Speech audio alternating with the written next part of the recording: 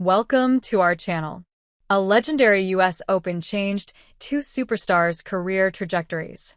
The past 12 months had it all: crazy winning streaks, new major champs, a major week rest, and more.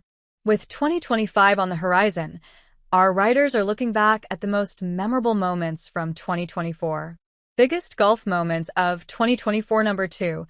Rory and Bryson's US Open epic. The great magic of Sunday at golf's major championships is not history, but possibility. It is tempting to believe the inverse is true. History, after all, is what gives our major championships meaning.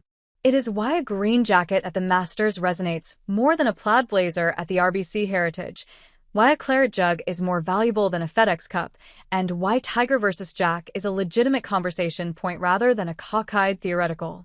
Possibility, on the other hand, fills the historical footnotes of every golf tournament since the beginning of time, littering the margins of the history books in small fonts tucked beneath the bold-faced names of victors. But history is not why there is magic in the air on Sunday at the majors. History is our accounting of the magic, our way of indexing it for future reference. The magic is what comes before it. The magic is a feeling of weightlessness, like a roller coaster pitching over a steep drop. It is a cloud of static electricity, building silently but noticeably in the air like a late summer storm. It is something instinctual, guttural, drawing from the same primal energies that power the cosmos. On major championship Sundays, the magic is the moment before the moment. We know history is arriving soon, but we're still hazy on the details of when and how. And for whom?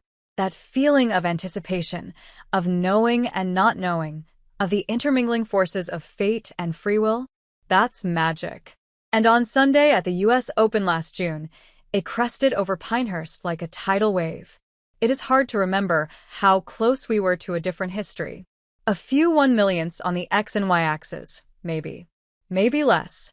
But as Rory McIlroy stormed to the 14th tee box with the lead in hand, our since-forgotten history was as certain could be. The streak was over.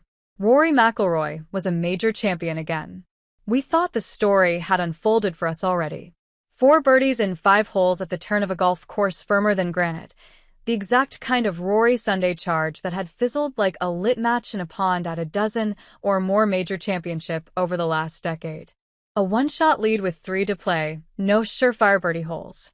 McIlroy had seized possibility. Now he could break out his tried-and-true playbook with old man par and coast his way into history. The unraveling began quickly. A roasted tee shot into the par 3/15, one club too many, which bounced high and far over the green. A bogey. Another roasted tee shot on the 16th, a safe iron shot. A birdie putt to 2.5 feet, leaving a no-doubter for par to preserve a one-shot lead.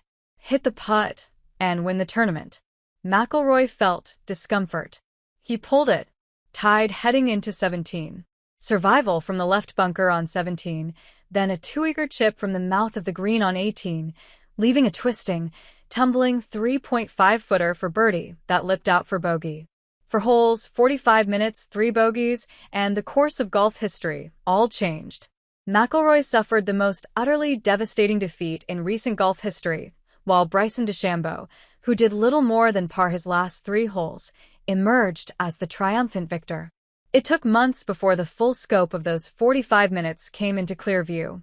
McIlroy had not just lost the US Open, he had seeded it in a way that rewrote the rest of his last decade of major championship torment. Was it possible that the greatest golfer of his generation had not lost but choked?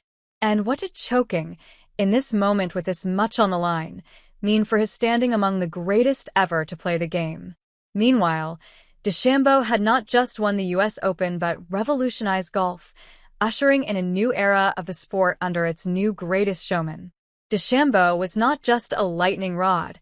He was a lightning rod on a historic trajectory, embodying a new generation of golfing greats with an undeniably magnetic persona. He was not just a relevant player but a great one, with plenty of time still to establish himself as an all-timer. An inch and a half on a 2-foot putt